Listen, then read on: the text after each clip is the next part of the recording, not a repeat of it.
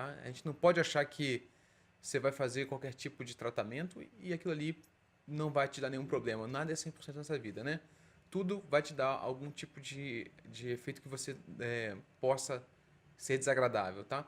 E assim, coisas da vida também. Se você tomar muita água, você vai ao banheiro. Se você sair com os amigos e comer demais, você vai ficar empachado, tá? Então qualquer coisa que você põe para dentro do seu corpo pode dar efeitos colaterais. É óbvio que com remédio essas coisas são muito mais intensas do que esses exemplos que eu dei antes, mas a gente sempre está pesando o risco e o benefício, né? Se a gente está com uma doença grave, a gente tem que tratar essa doença da melhor maneira possível e a gente aceita um pouco de efeitos colaterais para tratar aquela doença grave, tá?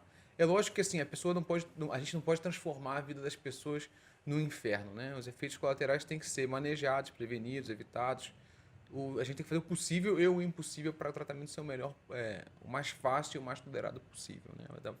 Para tudo que se passa, para que tudo se passe da melhor maneira possível. Então, a primeira coisa que a gente tem que entender é que podem acontecer, tá? E a gente tem que conversar sobre eles. Esses efeitos colaterais, outra coisa que é importante saber, variam muito de pessoa a pessoa, tá? Cada pessoa de um jeito, cada corpo reage de uma maneira e os efeitos colaterais da mesma forma vão acontecer de maneiras diferentes de pessoa a pessoa, tá? É bem simples de entender, né? Isso aí. Se a gente para pensar, tem gente que gosta de um tipo de comida, tem gente que gosta de outro, tem gente que torce para um time A, outro torce para um time B, a gente tem variações entre nós. Da mesma maneira, o nosso corpo vai responder de maneira diferente aos medicamentos. Tem gente que vai fazer e não vai sentir nada, tem gente que vai fazer e vai ser um pouco mais difícil, e a gente vai ter que lançar mão de outros tratamentos e outras estratégias para que o tratamento se torne mais fácil possível para todo mundo, tá?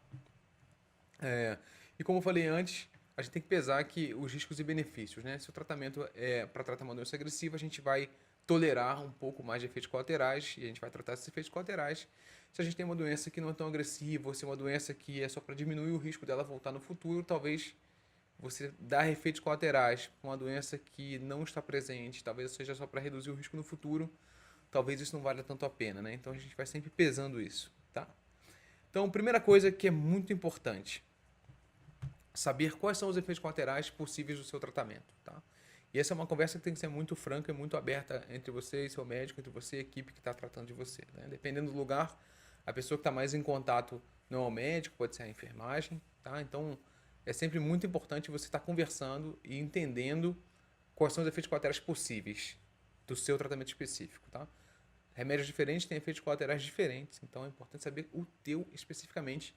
E tem uma coisa muito comum que é na porta do consultório as pessoas ficam conversando entre si, né? Trocando aquelas ideias sobre o meu tratamento foi péssimo, o meu foi tranquilo, o meu teve isso, o meu teve aquilo. Essa é a pior conversa que você pode ter, né? Na porta de consultório e dentro da central no centro de quimioterapia.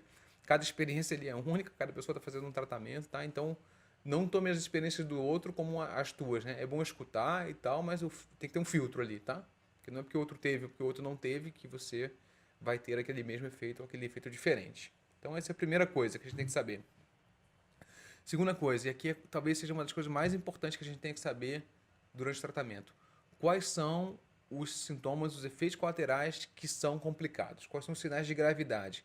Quais são as coisas que, se acontecerem, a gente tem que vir ao hospital? Ou a gente tem que chamar ou conversar com o nosso médico ou com a equipe que está tratando a gente, tá? Então, é importante saber quais são os sintomas que eu posso tratar em casa e quais são os sintomas que eu tenho que entrar em contato na mesma hora para que aquilo seja resolvido rápido.